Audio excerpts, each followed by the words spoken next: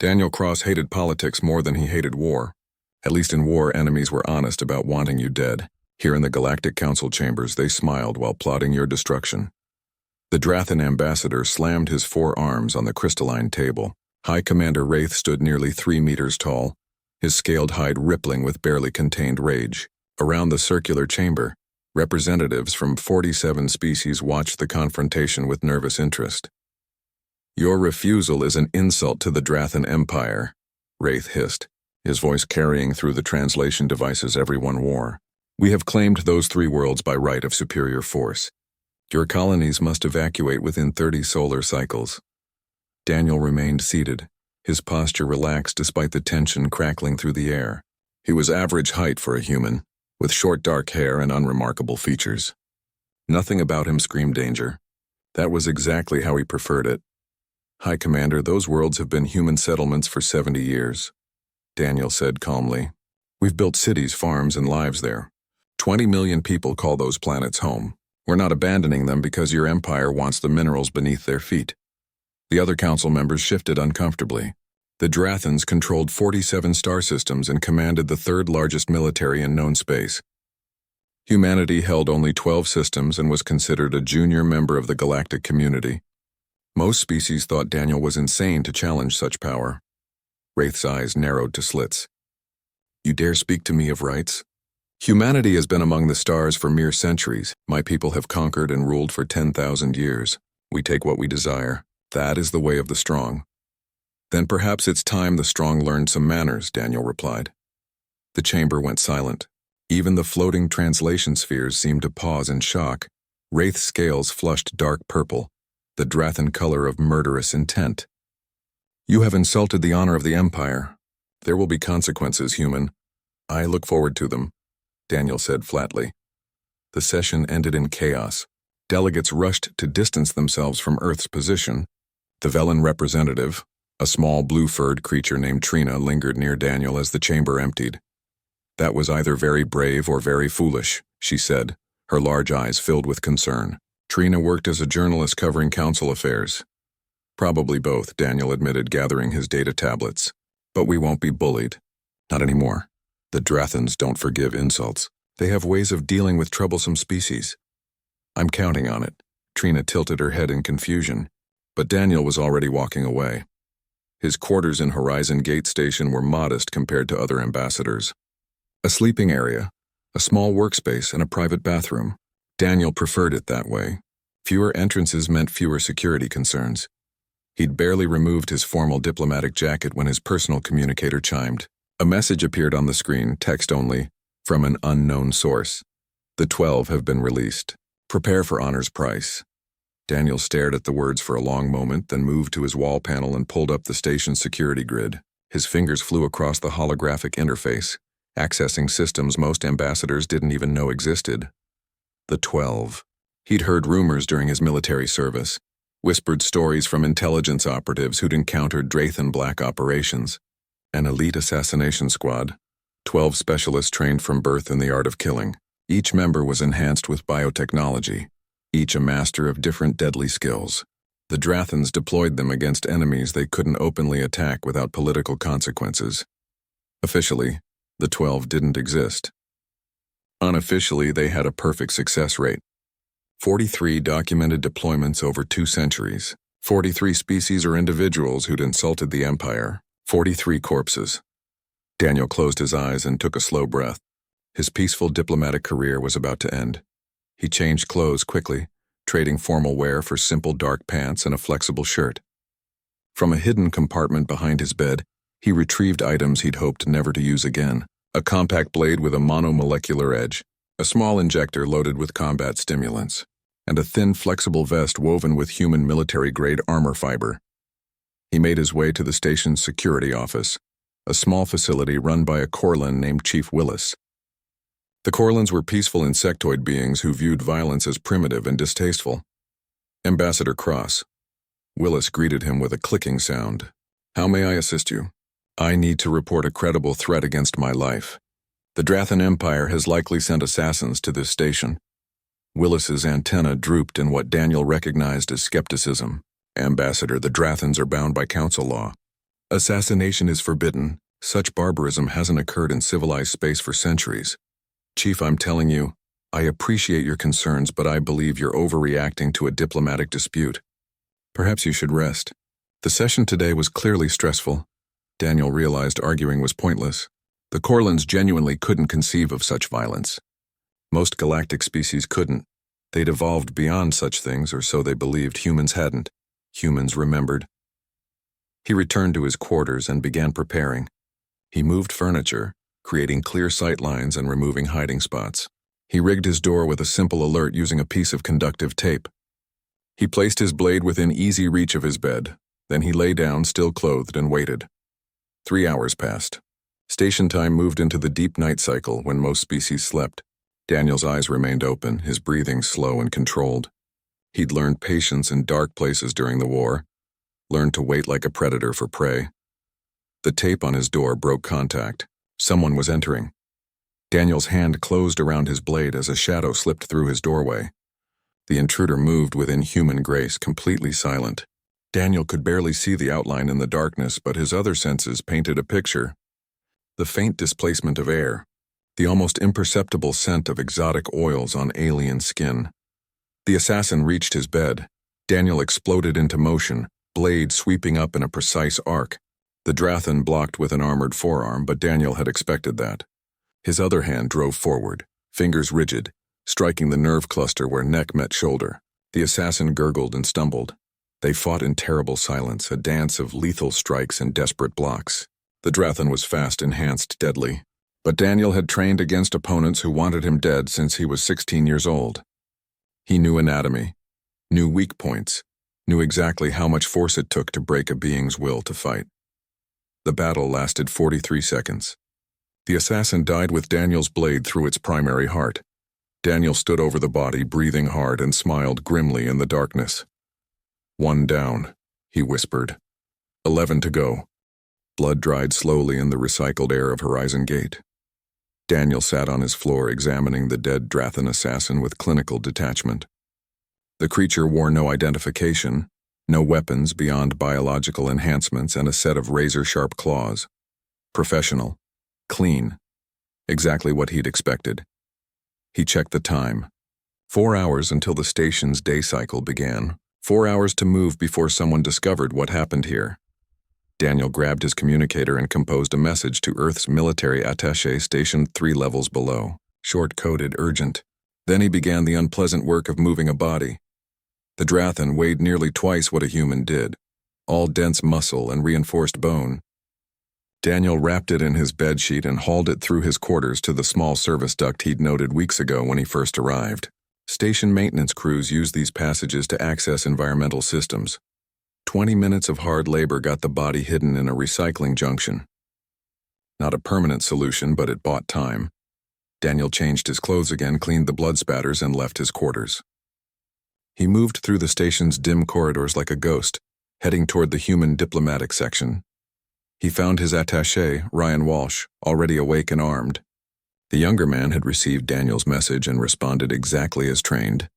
"Sir, what's the situation?" Ryan asked, weapon held low but ready. "Drathan assassins. At least 12. One's dead, 11 are hunting. We need to move." Ryan didn't question or hesitate. "Where to?" "Nowhere. We hunt them first," Daniel explained quickly. The 12 worked in coordinated strikes, hitting targets from multiple angles simultaneously. Now that one was dead, the others would know something had gone wrong. They'd adapt, become more cautious. That was their mistake. Caution made you predictable. "There are 40,000 beings on this station," Ryan said. "How do we find 11 assassins?" "We don't find them.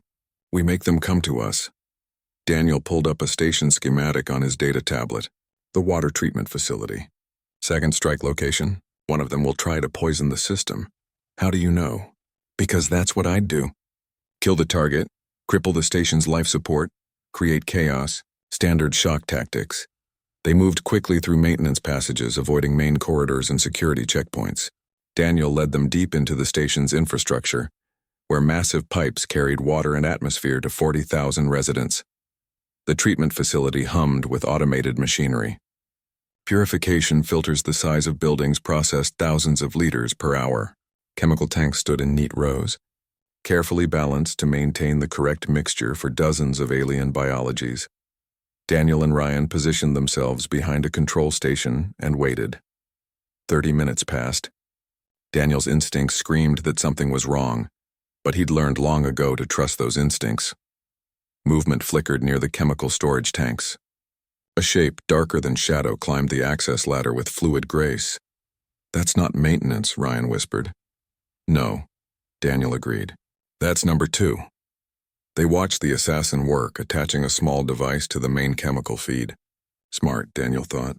Not a poison that would kill immediately, but something that would weaken immune systems over days. Hard to trace, easy to blame on equipment failure. Daniel signaled Ryan. They split up, circling around opposite sides of the machinery. The Drathan noticed them seconds too late. It spun, weapon appearing in its hand like magic, a crystalline blade that glowed with energy. Ryan fired first, a plasma bolt that splashed against the assassin's personal shield. The creature leaped impossibly high, clearing 3 meters to land on top of the chemical tanks. Daniel was already moving. He grabbed a maintenance pole and hurled it like a javelin, not at the assassin but at the shield generator on its belt. The pole struck true and sparks exploded. The assassin's shield flickered and died. Ryan fired again. This time the bolt caught the Drathan in the leg and it screamed, a sound that hurt human ears. It fell from the tanks, hit the ground hard, and rolled to its feet despite the injury. Daniel closed the distance with frightening speed. The assassin slashed with its energy blade, but Daniel had already moved inside its reach. He drove his knee into the creature's wounded leg, then followed with an elbow strike to its throat. They fell together, grappling on the cold metal floor. The Drathan was stronger, but Daniel fought with absolute ruthlessness. He used his smaller size as an advantage, staying close where the alien couldn't use its longer reach. Effectively, his blade found the gap between armored scales once, twice, 3 times. The assassin stopped, moving. Ryan approached cautiously, weapon trained on the body. 2 down, 2 down, Daniel confirmed. He retrieved the device from the chemical feed and disabled it. Then he turned his attention to the dead Drathan. "Help me move this one." "Where?" "The Drathan embassy section. I'm going to return it." Ryan stared at him. "Sir, that's going to start a diplomatic incident." "Ryan, they sent 12 assassins to kill me. The incident already started. Now I'm responding." They hauled the body through maintenance passages, avoiding all security.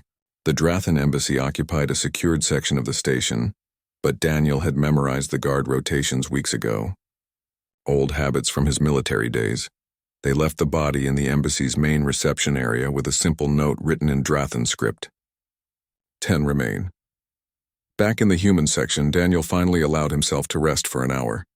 He sat in Ryan's quarters, reviewing station schematics and making plans. "They'll change tactics now," Ryan said.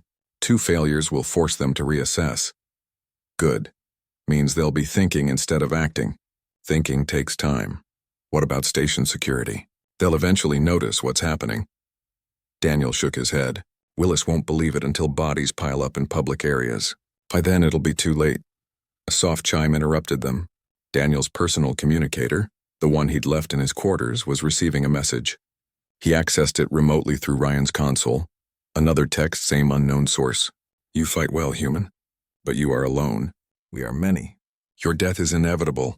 Daniel typed a response. "Then stop talking and come find me." He sent it, then looked at Ryan. "Get word to all human personnel on this station. Embassy staff, merchants, tourists, everyone. Lock down and stay locked down until I give the all clear. You're going hunting alone? I work better alone. Always have." Daniel gathered supplies from the human embassy's emergency stores. Weapons were technically prohibited on Horizon Gate, but every species kept hidden arsenals just in case. Humans were no exception. He selected carefully. A compact plasma pistol with spare charges, more blades, a kit of human military stimulants and medical nanites, and something special from Earth's research division, a prototype scanner that could detect Drathan biosignatures. As the station's day cycle began and 40,000 beings woke to their routines, Daniel Cross disappeared into the maze of maintenance tunnels and service passages. Somewhere in this metal labyrinth, 10 more assassins were hunting him. But Daniel had spent 3 years in the Outer Colonies War fighting insurgents who knew every tunnel and hiding spot. He'd learned to hunt in places where death waited around every corner. The Drathans thought they were the hunters. They were about to learn they'd become the prey. Daniel checked his scanner and picked up a faint trace 3 levels below. He smiled coldly and headed toward it, blade in one hand, pistol in the other. The hunt had truly begun. The cargo bay stretched 300 meters in every direction, a massive space filled with containers from a dozen worlds. Daniel moved between them like smoke, his scanner indicating the Drathan was close, very close. Gravity here was set to 0 for easier cargo handling. Daniel pushed off gently from a container, floating silently through the darkness between overhead lights. His military training had included extensive zero-gravity combat. Most species hated fighting without gravity. It made them clumsy, disoriented. Humans had been born on a planet, but they'd learned to thrive in space. A flash of movement caught his eye. The assassin launched from behind a container, moving with perfect zero-gravity grace. This one was different from the others, smaller and faster. It wore no armor, just a skin-tight suit that seemed to absorb light. Daniel twisted in midair as an energy blade sliced past his head. He returned fire with his pistol, but the Drathan was already gone, vanishing behind another container. The chase began. They flew through the cargo bay like birds of prey, using containers as cover and launching points. The assassin was good, maybe the best Daniel had faced. It anticipated his moves, countered his tactics, stayed just out of reach, but Daniel was patient. He'd learned patience hunting insurgents through asteroid fields. He let the Drathan think it was winning, let it grow confident. The assassin made its move near a container of construction equipment. It came at Daniel from above, blade raised for a killing strike. Daniel had been waiting for exactly this. He grabbed a cargo strap floating nearby and yanked hard. The container rotated suddenly, its mass creating momentum. The Drathan couldn't adjust in time. It slammed into the container with crushing force. Daniel followed instantly, blade driving into the stunned assassin's chest. 3 down. He was attaching the body to a cargo pallet when his scanner screamed a warning. 2 more signatures moving fast, coming from different directions. Daniel cursed and pushed off toward the exit. The doors were 100 meters away. The signatures were closing. He wasn't going to make it. He changed direction, diving into a maze of smaller containers. The 2 Drathans followed, splitting up to corner him. These were coordinated, trained to work as a team. Daniel's mind raced through options. 2 opponents in zero gravity. Limited cover, multiple escape routes blocked. The tactical situation was bad and getting worse. Then he remembered something from his war days. Fire suppression systems, every cargo bay had them. Massive foam dispensers designed to smother fires in zero gravity. They activated automatically when sensors detected combustion, or when someone deliberately triggered them. Daniel pulled an incendiary charge from his kit, a small device designed for emergency signaling. He armed it, tossed it toward the center of the bay, and closed his eyes. The charge exploded in a brilliant flash. Sensors throughout the bay detected the fire signature. Alarms wailed. Foam began spraying from hundreds of nozzles. In seconds, the entire bay filled with thick white foam. Visibility dropped to 0. The foam was designed to be harmless to most species, but it clung to everything, weighing down anyone caught in it. Daniel had his eyes closed and had been ready. The Drathans hadn't. He used the confusion to escape, swimming through the foam toward where he remembered the exit being. Behind him, he heard the assassins thrashing and calling to each other in their language. He made it to the exit as security forces arrived to investigate the alarm. Daniel slipped past them in the chaos, leaving 2 very angry Drathans trapped in a bay full of foam. He couldn't kill them this time, but he'd bought himself breathing room. Trina found him an hour later in a public observation deck. The small Velen journalist had been following the strange occurrences on the station, and she was smart enough to connect them to Daniel. 3 bodies have been found in the Drathan embassy, she said quietly, sitting beside him. The station is buzzing with rumors. Some say it's a human terrorist. Others claim the Drathans are killing their own people. Daniel watched stars drift past the massive viewport. What do you think? I think you're at war, here on a neutral station, surrounded by species who believe war is impossible in civilized space. And I think you're winning. Trina's large eyes studied him carefully. The Drathans deployed the 12, didn't they? I've heard stories, dismissed them as propaganda. But they're real. Very real. How many have you killed? 3 drove off 2 more. That leaves 7 still hunting. Trina made a soft sound of distress. This will change everything. When the galaxy learns humans can defeat the 12, when they see what you're capable of doing, they'll be afraid. Daniel finished. I know. But fear is better than contempt. We've been the junior members of this council for too long. Always polite, always reasonable, always weak in their eyes, and you're not weak. No, we're not. Daniel's scanner chimed. Multiple Drathan signatures moving through the station's market district. The largest public area on Horizon Gate, always crowded with thousands of shoppers and traders. They're changing tactics, Daniel said. Moving into populated areas where I can't fight without causing collateral damage. What will you do? Daniel stood. What I have to. The market district occupied an entire level of the station, a sprawling maze of shops, restaurants, and entertainment venues. Species from across the galaxy mixed freely here, trading goods and sharing cultures. Daniel entered from a service corridor, scanner guiding him. 2 Drathan signatures moving together through the crowd. Twins, his intelligence briefings had mentioned. The 12 included a pair of twins who fought as a perfectly synchronized unit. He spotted them near a food court. They looked almost identical, both female, both moving with predatory grace through the crowd. They were pretending to browse goods, but their eyes constantly scanned for threats. Daniel needed to separate them. Together they were too dangerous. He had to split them up, make them think individually instead of as a unit. He approached casually, just another human in the crowd. The twins noticed him instantly. Their body language shifted, becoming ready. Daniel smiled and walked right past them toward a shop selling human goods. He made himself obvious, vulnerable, tempting. 1 twin followed. The other stayed in position, ready to pincer him. Good. They'd taken the bait. Daniel entered the shop, a small place run by a human merchant named Paul. He'd briefed Paul earlier, and the man had agreed to help. Hey, Paul, Daniel called out loudly. I need to use your back room. Sure thing, Paul replied, equally loud. He nodded toward a doorway behind the counter. Daniel disappeared through it. The Drathan twin followed seconds later, weapon already drawn. She found an empty room with a single exit leading to a service corridor. Daniel was waiting in that corridor, but she didn't see him. She only saw the open door and the apparent escape route. The twin stepped through carefully. Daniel dropped from above where he'd been clinging to the ceiling, blade already moving. The Drathan was fast, incredibly fast. She blocked his first strike and countered with a spinning kick that would have decapitated him. Daniel rolled under it, came up inside her guard, and struck with precise brutality. Enhanced or not, even Drathans had vulnerable spots. He found 3 in as many seconds. The twin fell, dying but still dangerous. She managed to trigger an alarm device before Daniel could stop her. The second twin would know exactly where he was now. Daniel ran. The service corridors were his territory, places he'd mapped and prepared. He led the pursuing twin on a chase through maintenance areas, up ladders, across catwalks suspended over massive machinery. The Drathan followed with absolute focus. She'd just lost her twin, her other half. Daniel could see the rage in every movement.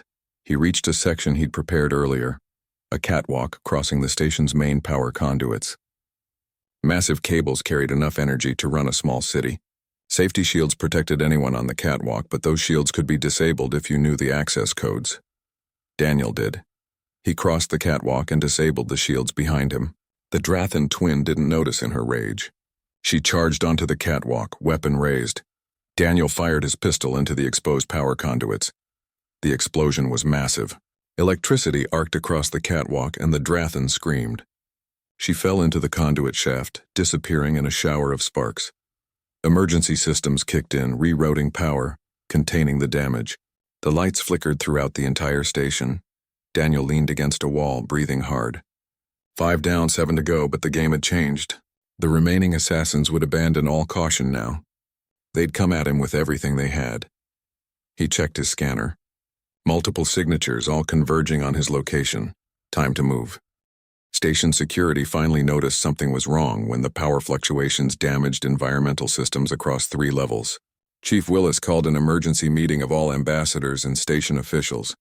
Daniel attended despite knowing it made him a target. Sometimes you had to be visible to draw out your enemies.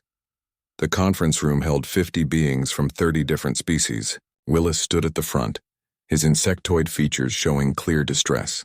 We have experienced 5 deaths, multiple acts of sabotage, and now a major power failure. Someone is attacking Horizon Gate.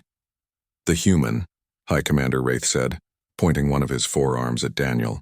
He has killed 5 of my people without provocation. Murmurs spread through the crowd. Many species looked at Daniel with suspicion and fear. Daniel stood slowly. Your people were assassins sent to kill me. I defended myself. Lies. The Drathan Empire does not employ assassins. We are a civilized people bound by council law. Then, explain why all 5 bodies were equipped with military-grade biotechnology and trained in combat techniques banned by 17 council treaties. Wraith scales flushed purple. You have no proof. I have the bodies. Station security can examine them any time. Daniel looked directly at Willis. Chief, I've been telling you there were assassins on this station. Now 5 are dead. I suggest you take this threat seriously before more people die. Willis's antennae twitched uncertainly. We will investigate. But Ambassador Cross, you cannot take the law into your own hands. I'll stop defending myself when people stop trying to kill me. Until then, I do what's necessary. The meeting dissolved into chaos. Daniel left before anyone could try to arrest him. He'd made his point and learned what he needed to know. 7 assassins were still alive, and Wraith was coordinating with them somehow. He returned to the human embassy section and found it on lockdown. Ryan met him at the entrance, face grim. Sir, we've detected an airborne pathogen in the embassy's ventilation system. Something targeted at human biology. Daniel's blood went cold. When? 2 hours ago. Our sensors caught it early. We've sealed all vents and activated filtration protocols, but 12 staff members were exposed before we locked down. Symptoms? None yet. But our medical AI projects, they'll start showing in 6 hours. Fever, respiratory failure, death within 48 hours. The 7th assassin, a biological warfare specialist. The intelligence briefings Daniel had studied years ago mentioned one member of the 12 who used diseases instead of weapons. Get the exposed personnel to medical isolation. Full quarantine protocols. Daniel's mind raced through options. And get me everything we have on human biological warfare countermeasures. Sir, even with our tech, we need at least a sample of the pathogen to develop a cure. That takes days minimum. Then I'd better work fast. Daniel accessed the embassy's medical database, searching for any information about Drathan biological weapons. Earth's intelligence services had collected data on dozens of alien biological threats, preparing for exactly this scenario. He found what he needed buried in classified military files. The Drathans used engineered viruses based on modified Earth pathogens. They'd stolen human genetic samples decades ago and weaponized them. The diseases they created were devastating but had one weakness. They needed a living host to stay stable outside controlled environments. The assassin carrying the pathogen had to be somewhere nearby, maintaining and preparing more doses. Find the assassin, find the cure. Daniel grabbed his scanner and headed into the maintenance tunnels. The biosignature he was looking for would be different from the others, contaminated with traces of the pathogen. He found it 3 levels down, in a section of the station that housed environmental processing equipment.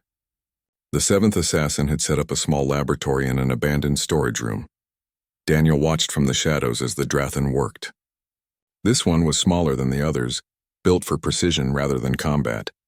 It carefully measured liquids into vials, adding drops of chemicals with steady hands. The door was trapped. Daniel could see 3 separate security measures from his position. Breaking in would trigger alarms and give the assassin time to destroy the samples. He needed a different approach. Daniel accessed the station's environmental controls through his military-grade hacking tools.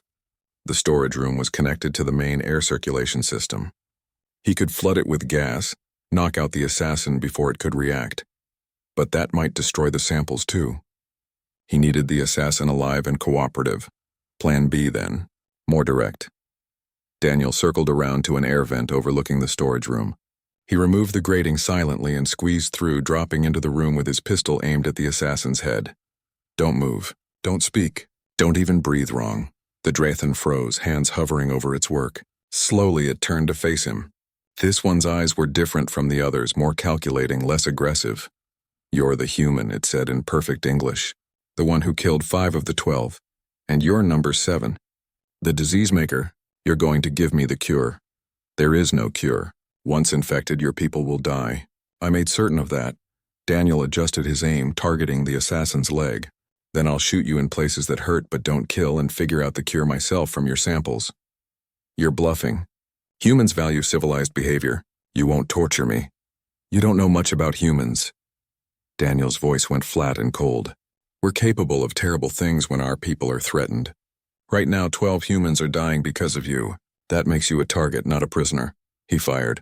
The plasma bolt hit the Drathan's leg joint and the creature screamed. It collapsed, clutching the wound. That was your last warning, Daniel said. The cure. Now. The assassin's eyes showed something Daniel hadn't seen in the others. Fear. Real. Genuine fear. It pointed at a locked container with a shaking hand. Inside, blue vials. Broad-spectrum antivirals. They'll neutralize the pathogen if administered within 12 hours. Daniel kept his weapon trained on the assassin while he collected the vials. He found 20 doses, more than enough. How many others did you poison? Just your embassy. The plan was to kill you and all humans on the station. Why? Because High Commander Wraith commanded it. Because the Empire doesn't tolerate insults. Because you humans need to learn your place. Daniel looked at the wounded assassin with something like pity. The galaxy's about to learn something about humans. We don't have a place. We make our own place, and anyone who threatens us learns that lesson the hard way. He disabled the assassin with a precise strike, then collected all the samples and equipment. Station security would find this eventually, and the evidence would prove everything Daniel had been saying. He made it back to the human embassy within the hour. The medical team administered the antiviral to all exposed personnel. Within 2 hours, their symptoms began reversing. They would survive. Daniel allowed himself one moment of relief before returning to the hunt. 6 assassins remained, and they'd be even more dangerous now. He was proven right when his scanner detected all 6 signatures converging on a single location, the council chambers. They were taking hostages. Daniel armed himself with everything he had left. Weapons, armor, stimulants. This was it. The final confrontation. He made one call before leaving. To Ryan he said, "If I don't come back, Earth needs to know what happened here. Every detail. Make sure the recording gets home." "Sir, let me come with you." "No, this is my fight. Has been from the start." Daniel walked toward the council chambers alone, knowing 6 of the deadliest assassins in the galaxy waited for him, knowing they'd taken innocent people hostage to draw him out, knowing he had to end this now, one way or another. His hands were steady as he loaded his pistol. His heartbeat was calm as he approached the chamber's entrance. Somewhere inside himself, Daniel Cross found the soldier he'd tried to leave behind. The man who'd done terrible things in terrible wars. The man who'd survived when others didn't because he was willing to do whatever it took. That man stepped through the doors into the council chambers, ready to finish what the Drathans had started. The council chambers looked different when filled with fear. 23 ambassadors knelt on the floor, hands bound behind them. The 6 remaining Drathan assassins stood in a perfect defensive formation around them, weapons ready.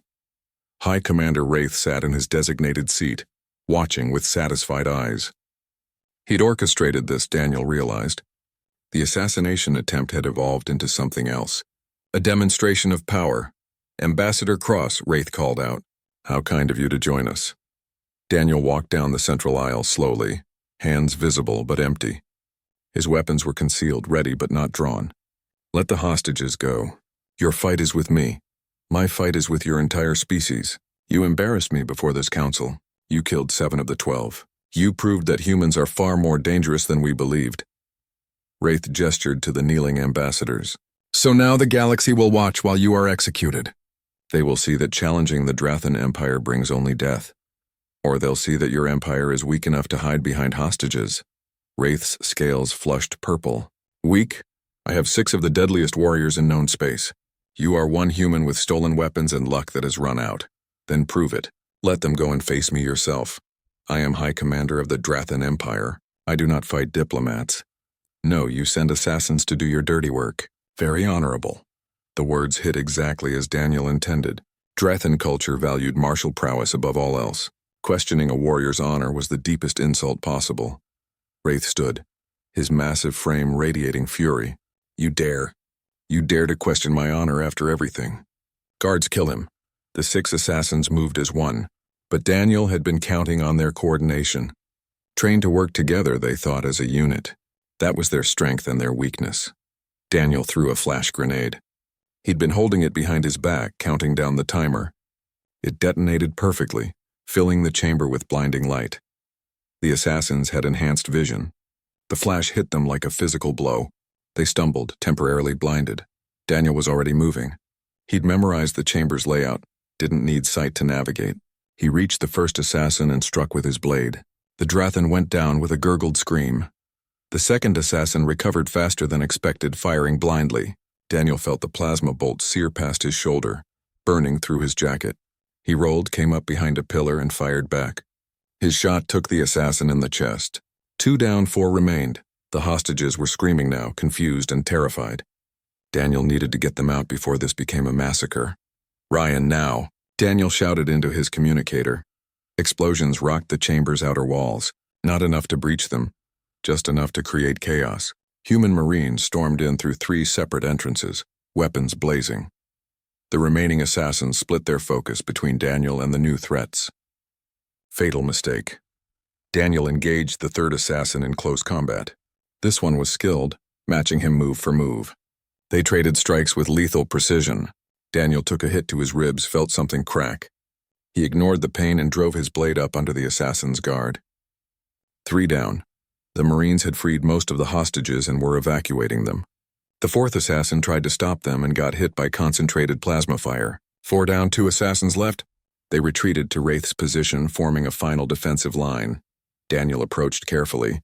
His shoulder burned, his ribs screamed with every breath, but he kept moving. The Marines had their orders. "Stay back, let him finish this." "Just you and me now, Commander," Daniel said. "Still think I'm just a lucky diplomat?" Wraith's expression had shifted from satisfaction to concern. "You are one human. My warriors have killed thousands. Your warriors trained against opponents who fight by rules, who follow honor codes and traditional tactics." Daniel raised his pistol. "Humans don't have honor codes. We have one rule: win." The 5th assassin charged. Daniel sidestepped, grabbed its arm, and used its momentum to slam it into the wall. He fired point blank into its head.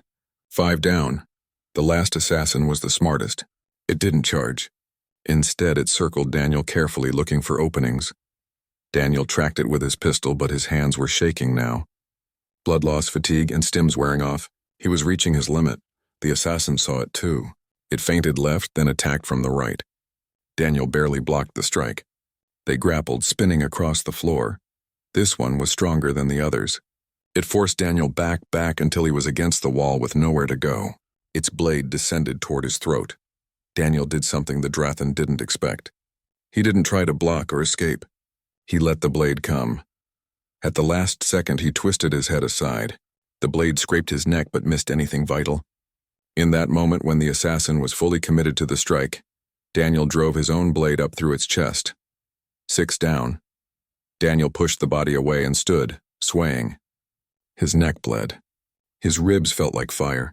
His vision swam, but he was alive. High Commander Wraith stood alone now, his eyes wide with disbelief. Around the chamber, dozens of beings watched in shocked silence. The Marines had rescued all the hostages. Station security had finally arrived in force. "Impossible," Wraith whispered. "The 12 have never failed. Never in 200 years. You sent 12 assassins against one human," Daniel said, his voice rough. "That's your first mistake. Second mistake was thinking we'd be easy prey."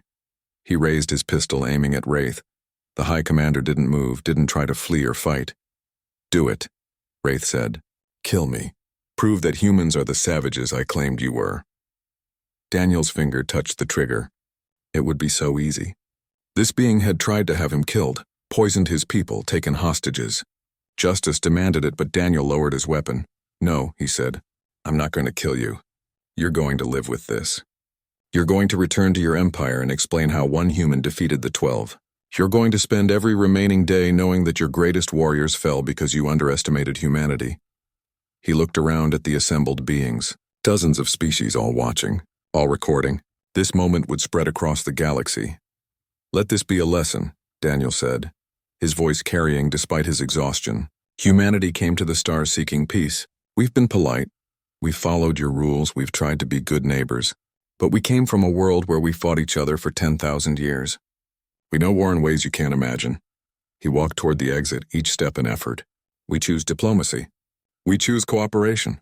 But never mistake our choice for weakness. Never think we won't fight when threatened. And never ever send assassins against us. Daniel made it to the doorway before his legs gave out. Ryan and the Marines caught him, supporting his weight. The last thing he heard before passing out was Trina's voice, speaking into her recording device. Today, the galaxy learned what it means to anger humanity. Today, the 12 fell. Medical nanites kept Daniel alive during the rush to the emergency ward. He woke 3 days later in a hospital bed, surrounded by more flowers and gifts than he knew what to do with. Ryan sat beside him, reading from a data tablet. You're famous. Every news outlet in the galaxy is running the story. Some are calling you a hero. Others are calling you a monster. But they're all calling you dangerous. Daniel tried to sit up and immediately regretted it.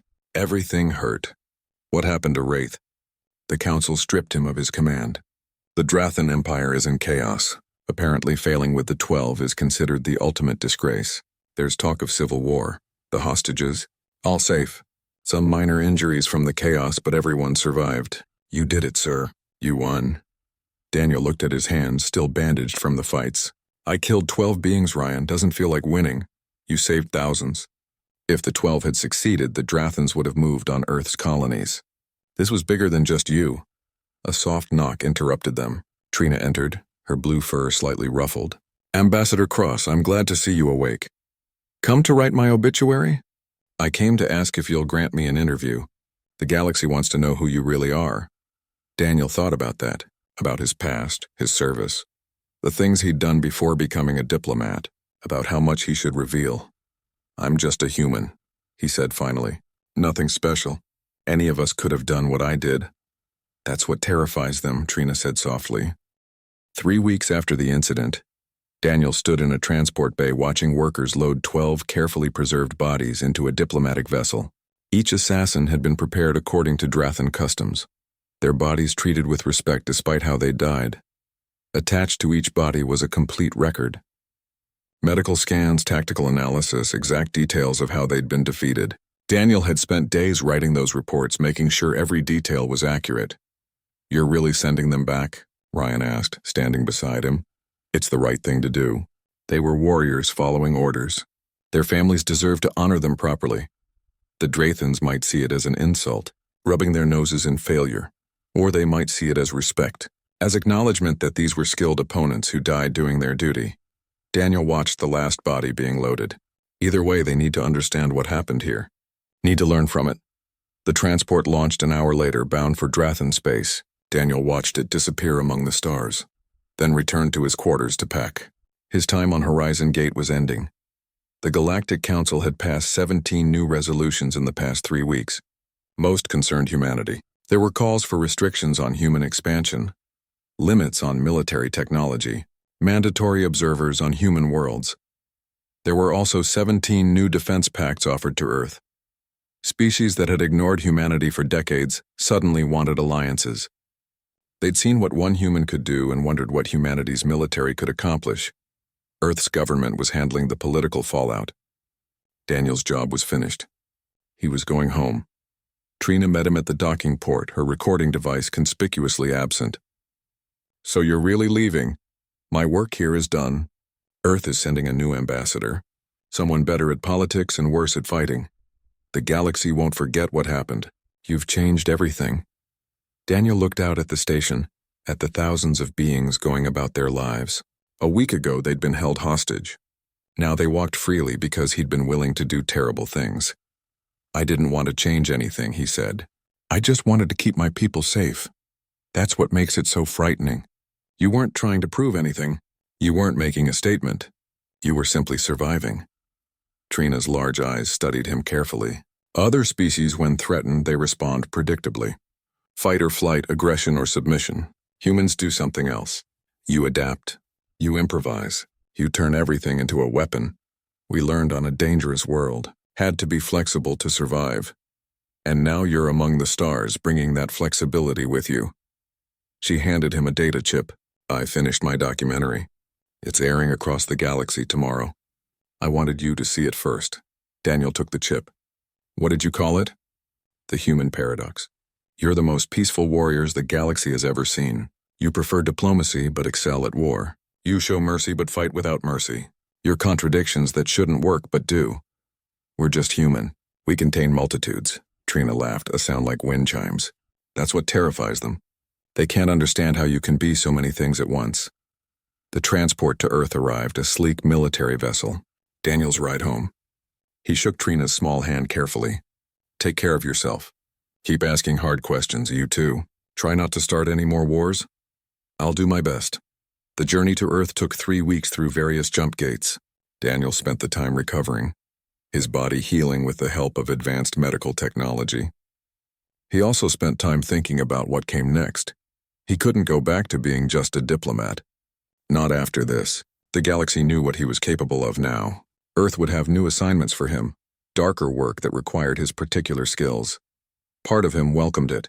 Part of him mourned the peaceful life he'd tried to build. Earth orbit was crowded with ships when they arrived. The homeworld had grown busier during his time away. More stations, more traffic, more signs of humanity spreading across the stars. A shuttle took him down to Geneva, to Earth's diplomatic command center. Admiral Kate Brooks met him personally, a rare honor. Ambassador Cross, welcome home. Admiral, I'm surprised you came yourself. Your report made quite an impression. The whole Drathan situation has changed our strategic calculations. She led him through secure corridors to a private office. The Council is divided on how to handle humanity now. Some species want to contain us. Others want to use us as muscle against their own enemies. And what does Earth want? We want to be left alone to grow in peace. But we're realistic. The galaxy won't allow that anymore. You've proven humans are too dangerous to ignore. Admiral Brooks pulled up holographic displays showing ship deployments, political alignments, trade routes. 17 species have approached us about military alliances. 5 have suggested mutual defense pacts. 3 have offered technology exchanges. It's a complete reversal from our previous position. Because they're afraid. Because they respect our capability. There's a difference. She closed the displays. We need people who understand both worlds. The diplomatic world and the military one. People who can navigate peace but win wars. We need you, Daniel. For what? A new position we're creating. Special envoy for crisis situations. When diplomacy breaks down, when humans are threatened, you go in and solve the problem, whatever it takes. Daniel thought about 12 dead assassins, thought about the violence he'd unleashed, thought about how easy it had been to become that person again. I need guarantees. I won't be an assassin. Won't do wet work or black operations. We have people for that.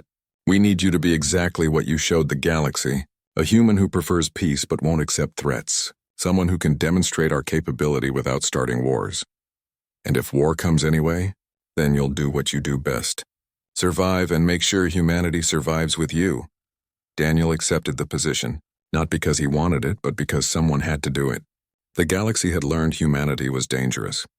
Now they needed to learn humanity could be trusted despite that danger. The next 6 months were busy. Daniel traveled to a dozen worlds, meeting with leaders, negotiating treaties, demonstrating Earth's commitment to peace. Always with the unspoken reminder of what had happened on Horizon Gate. The Drathan Empire remained quiet. The bodies of the 12 had arrived with full ceremony. Instead of being insulted, the Drathans had held elaborate funerals honoring their fallen warriors. Daniel's reports on each assassin's skills and bravery had been incorporated into their memorial services. High Commander Wraith had committed ritual suicide, accepting responsibility for the failure. His replacement reached out to Daniel with an offer. Mutual respect between warriors regardless of species. A truce based on acknowledging each other's capability. Daniel accepted. Not friendship, but not enmity either. Recognition that both sides could destroy each other, so both sides should seek better paths. Other species watched and learned. Humanity's approach to galactic politics shifted from seeking acceptance to demanding respect. Earth's colonies grew without interference. Human trade expanded. Human culture began influencing other species, not through conquest or domination. Through simple demonstration that humans could be valuable allies and terrible enemies, and the choice of which to be was entirely up to everyone else. Daniel eventually returned to Horizon Gate for a ceremony. The station had erected a memorial to the incident. 23 species contributed, creating a monument to peace maintained through strength. The plaque read simply, "When diplomacy is backed by the will to fight, peace becomes possible. When strength is tempered by the wisdom to choose peace, civilization advances." Chief Willis found Daniel standing before the memorial. "I owe you an apology. I didn't believe you about the assassins. Didn't think such violence was possible in civilized space. You believed what your species taught you. That civilization meant the end of war, and humans taught us differently. We taught you that civilization doesn't end war. It just gives you better reasons to avoid it." Daniel turned to face the insectoid security chief. "But when war comes anyway, you'd better be ready." Willis's antennae drooped in acknowledgement. "We've updated our security protocols. Hired human advisors. Many stations are doing the same." "Good. Hope you never need to use what they teach you." "As do I. But if we do, we'll be ready." That was humanity's gift to the galaxy, Daniel realized. Not violence, not technology, not culture. It was the reminder that peaceful societies survived because someone was willing to stand and fight when peace failed. That night, Daniel sat in an observation lounge and watched the stars. Somewhere out there, species were reassessing humanity, some with fear, some with respect, most with a mixture of both. Let them be afraid, he thought. Fear breeds caution. Caution breeds consideration. Consideration breeds peace. And if peace failed again, if some other empire decided to test humanity's resolve, they'd learn the same lesson the Drathans had learned. Humans preferred diplomacy, but they'd survived 10,000 years of warfare on a deadly planet by being better at violence than anything that tried to kill them. That capability didn't disappear just because they left Earth. It evolved, adapted, became more precise and more terrible. 12 assassins had learned that lesson. 12 bodies had carried that lesson back to their empire. And through those 12 deaths, perhaps thousands of wars had been prevented. Daniel's communicator chimed. A new assignment. Some colony world was having territorial disputes with a neighboring species. Tensions were rising. Earth wanted someone there to keep the peace. Daniel finished his drink and headed for the docking bay. There was work to do. Peace to maintain. Wars to prevent. And if prevention failed, there was always the lesson of the 12. Humanity could be pushed only so far. After that, they pushed back. Hard. The galaxy was learning to respect that boundary. Learning to choose negotiation over confrontation. Learning that the humans who smiled and offered friendship were the same humans who defeated the most feared assassins in known space. Both were true. Both were real. That was the human paradox, and the galaxy was slowly, carefully learning to live with it.